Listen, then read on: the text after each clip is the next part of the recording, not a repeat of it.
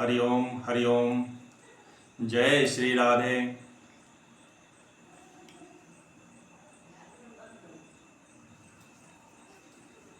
यस्य वृक्षस्य प्रभावेण पुत्राः सुचिरस्य जीविनः। आज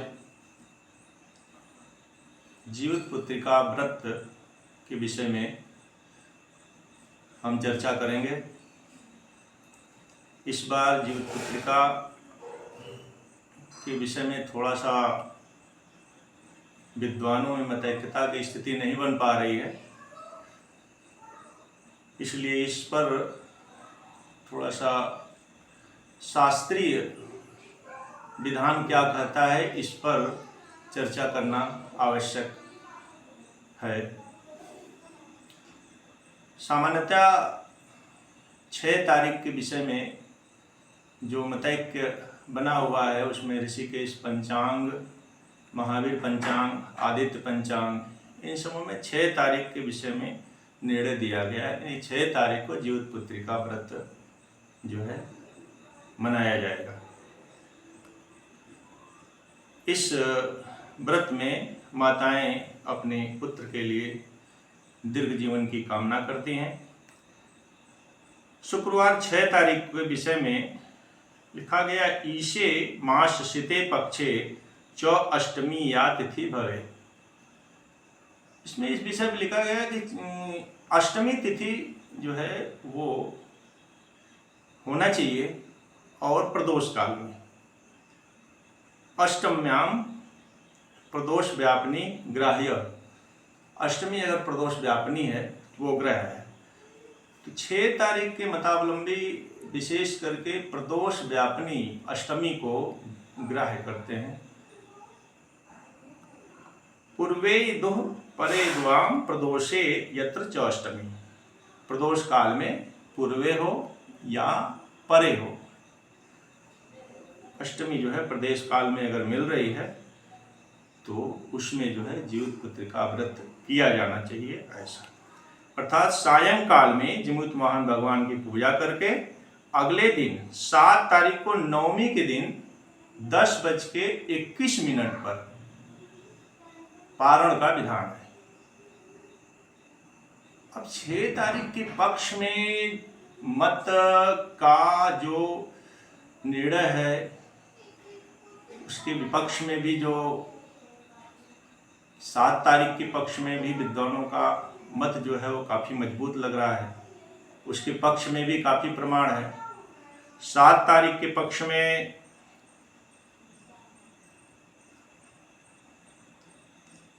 कहा गया है कि सप्तमी सहिता अष्टमी में जीवित पुत्रिका का व्रत फलदायी है। सप्तमी सहिता अष्टम्याम, इसको दोष युक्त माना जाता है। जीवित पुत्रिका की कथा भविष्य पुराण से ली गई है।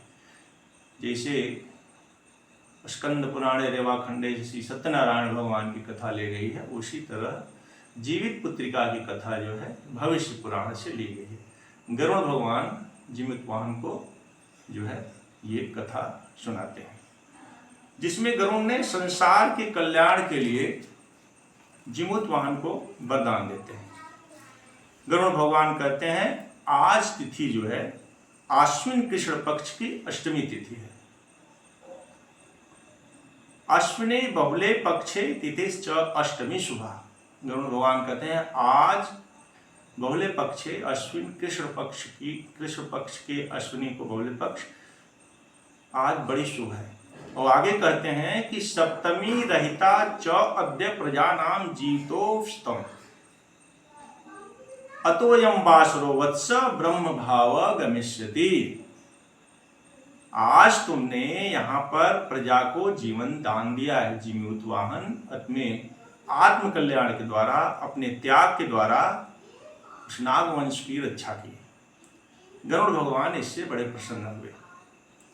जो इसलिए उनको वरदान देते हैं कि जो इस तिथि को जो स्त्रियां कुश की आकृति बनाकर तुम्हारी पूजा करेंगी उनका दिनों दिन सौभाग्य और वंश की वृद्धि होगी। गरुड़ भगवान आगे कहते हैं, हे राजन, सप्तमी से रहित उदया तिथि अष्टमी उदया तिथि की अष्टमी को यह व्रत करें।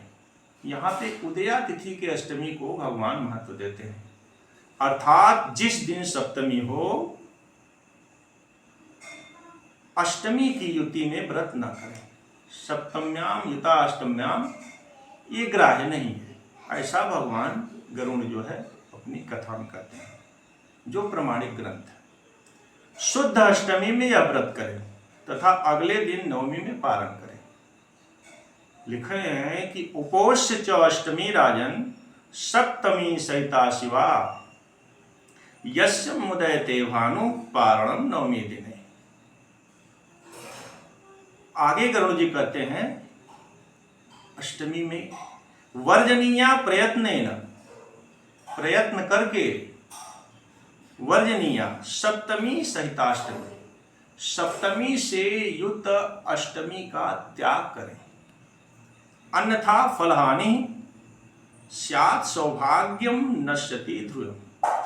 फल तो हानि होगी, जो व्रत का फल है वो तो उसका नाश होगा ही, साथ ही सौभाग्य का अवश्य नाश होगा। इस तरह की बात गरुड़ भगवान कहते हैं। विश्व पंचांग में भी सुमितकार नारद जी को उद्धृत करते हैं। लिखा हुआ है दशमी फल संयुक्ता त्याज्या एकादशी तथा दशमी फल संयुक्ता त्याज्या एकादशी यथा तथैव सप्तमी युक्ता संत्याज्या जीव पुत्रिका। जिस प्रकार दशमी से युक्त एकादशी का त्याग किया जाता है, उसी तरह सप्तमी से युक्त अष्टमी का भी त्याग कर देना चाहिए। गणेश पंचांग, विश्व पंचांग, इन सबों में 7 तारीख का ही निर्णय दिया गया है। अतः इस प्रमाण को देखते हुए और अभी